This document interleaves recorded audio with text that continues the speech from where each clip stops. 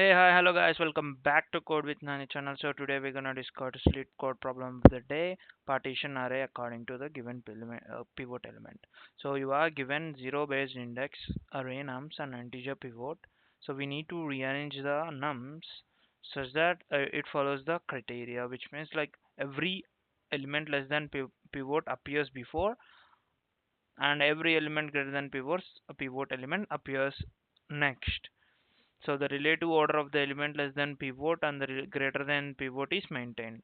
So what is basically they were saying is, so you are given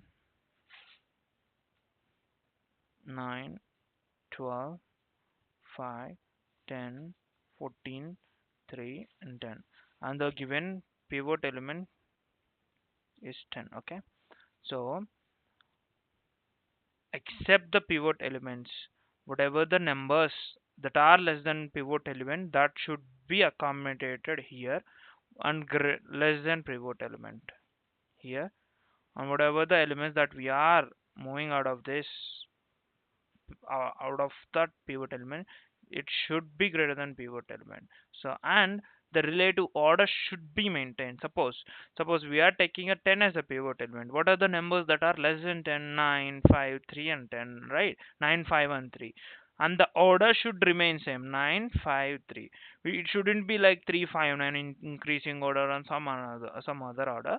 The relative order should be maintained, and the less than pivot element should be on the left side of the pivot element, and greater than the pivot element should be on the right side of the pivot element. And what are the other elements that are greater than pivot element? We have a 12 and we have a 14, right? So we have a 12 and 14. What are the pivot elements? 10. We have both the 10. So that's how we need to do. And yeah, basically that's intuition of the that's a requirement for the particular solution. So let's just think about the intuition. So how you gonna do it? So as a brute force approach, what we can do is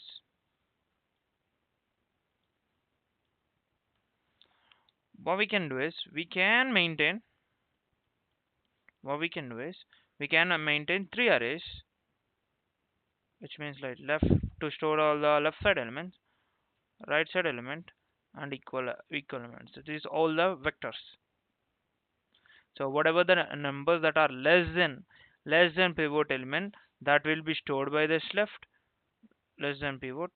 Whatever the elements that are greater than the pivot element, that will be stored by this vector. Whatever the elements that are equal to pivot, that will be stored here. So what you can do is we can write an answer. First, let's just push all the elements of the left. So we'll just push all the left elements into the answer.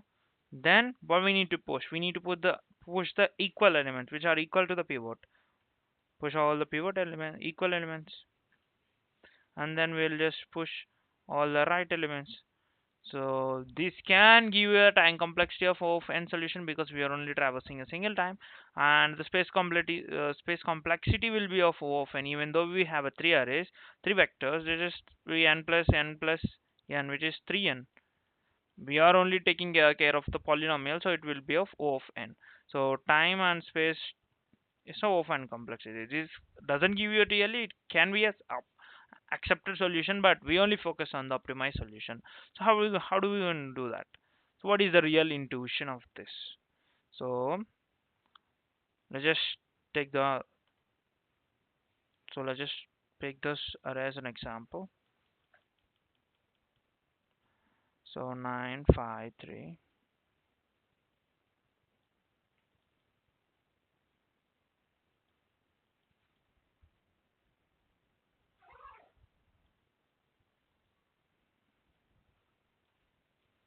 Control C.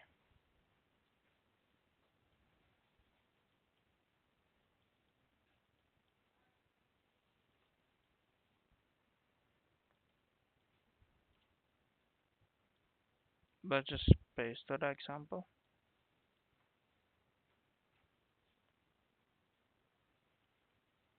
So what is the real intuition?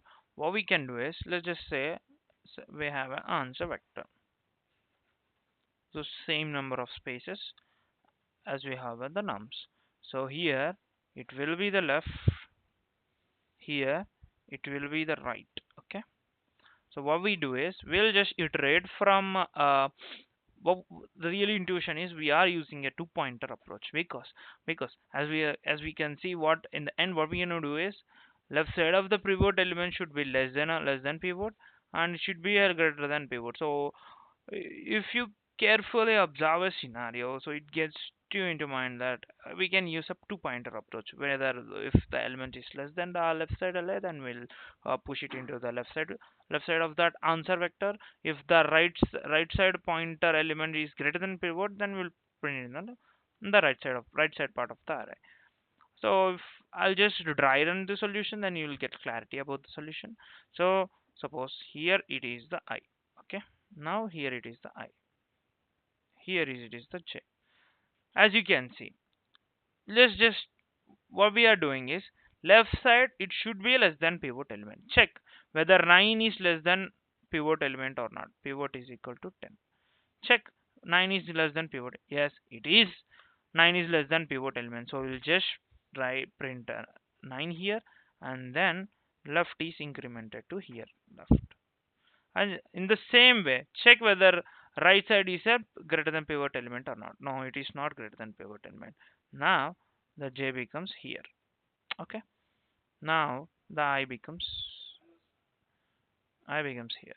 Now check whether the tuple is greater than pivot element, less than pivot element. No, it is not greater than. So we'll just simply traverse the array to the right side part of the array.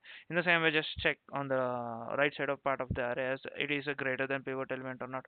No, it is not. Then just simply increment the chain. Now check 5.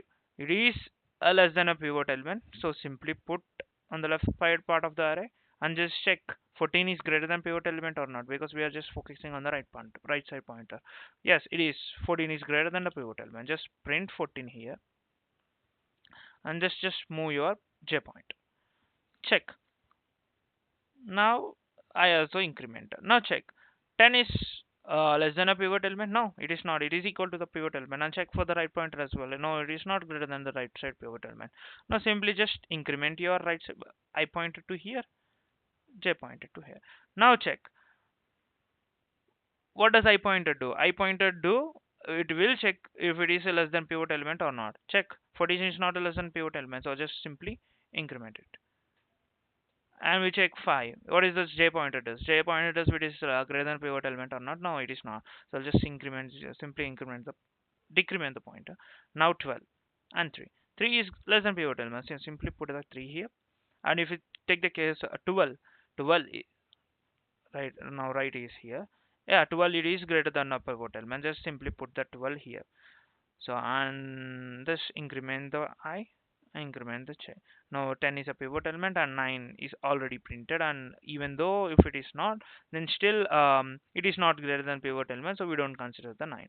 So after this element, after this iteration, the left is here and the right is here. Just after the iteration, just increment the left and decrement the right.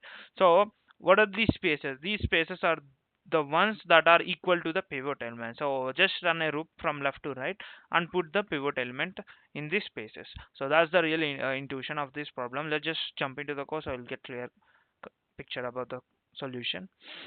So what I'm doing is I'm just maintaining a resultant vector of the size of the same as the nums and just putting it as a 0, initializing it as a 0. As I told you, we're just maintaining a left pointer, right pointer. The real pointers are I and j, but what does left and right pointers does is it just fill the spaces in the result vector. Okay, cool.